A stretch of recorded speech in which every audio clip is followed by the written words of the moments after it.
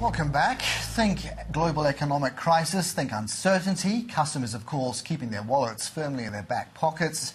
Businesses scratching their heads over that most fundamental of fundamentals, making the sale. So just what is the secret? Well, Ari Galper has spent over a decade devising selling strategies for global companies including UPS and Qualcomm. He's the brains behind Unlock the Game, a new take on the traditional notion of selling, and he joins me now. Ari, warm welcome to you. Recession-proof selling. Yes. Just tell me about this element of trust, because some companies right at this moment seem broke.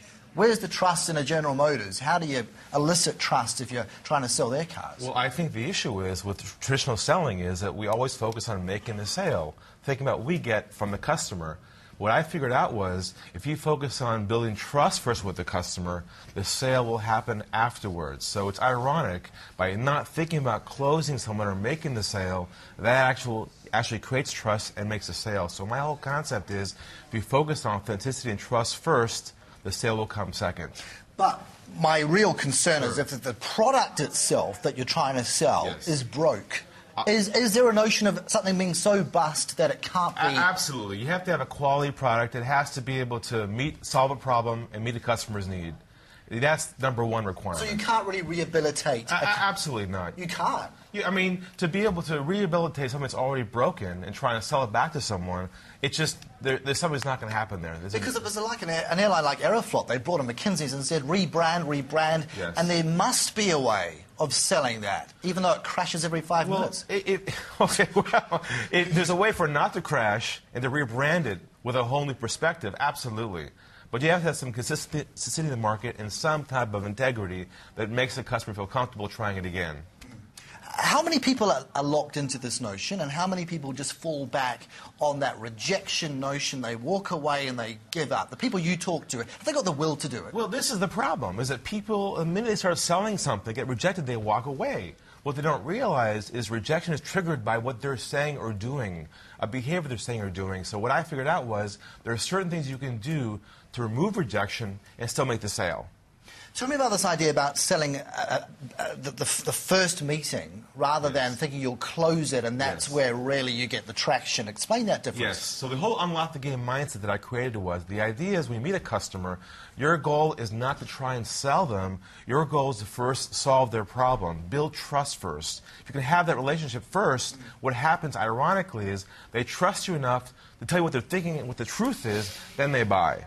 So I've reversed the process by saying let's not focus on the sale first, let's focus on the trust first. The trust then equals a sale. Now, explain how this works in the online world, because you are in this business as well, and yet people are bombarded online with so many different offerings. Yes. How do you become the one that they trust over another? Great question. I mean, if you go to a website now, what happens is you feel it's a cold page. There's graphics, text, and you don't trust the person or the website. So we figured out that if you actually can talk to someone live on your website through, say, the live chat medium and connect with them in a human-to-human, one-on-one way live. Assuming you can get a connection. Absolutely. Assuming you have a connection. Well, in Australia, that could be a bit debatable. That's true, but it's getting better. But there's a way, actually, that we created to actually connect live with a customer on a website called Chatwise, where you can build trust, make sales like a real store. Is it local, though? Because people still like the FaceTime. I mean, what about that concept? Even if it's, you know, a webcam experience, does that really cut the mustard? Well, it's actually not even that. It's just simply text, live chat. People feel safe clicking a button that says, how can I help you? And talking to a live person, they feel safe because they can tell the person, ask questions, and really just get into the conversation. Does that work on certain products up to a certain dollar value, and then you do have to recognize that you've got to give FaceTime to a bigger ticket item? Well, there's no doubt that the first stage is a conversation through the actual text, but you want to move somebody from that to a phone call. No doubt about it. It's a nice bridge. You talk about humanizing the sale process generally. Yes. So one step removed online versus... Yes, the idea is to build trust on a website through a conversation. Then you move them to a phone conversation to actually make the sale, because you can hear a voice, make a connection, and the trust happens there. What about the typical objections to all of this? If someone just says, look, times are tough, don't want your product. Yes. You know, how do you overcome that? Well, the old way of selling is try and overcome the objection, persuade them, convince them. But what we do instead is through Unlock the Game, where we diffuse the pressure. So if someone says to us, what's your objection again? You know, I can't move forward. Our first response is, that's not a problem. We just pull back. We don't push forward.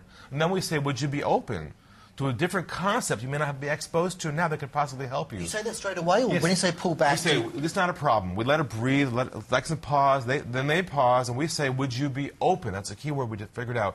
Would you be open to a new perspective that you may not have now? And that begins to make them think about, well, maybe I will be. So that diffuses the objection and reopens it again.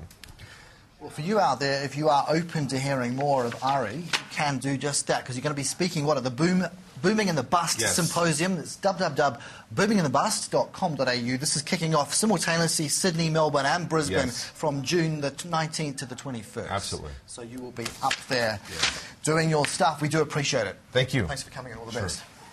And that is on the record for this week. We are out of time. Thanks for your company. Back same time next week.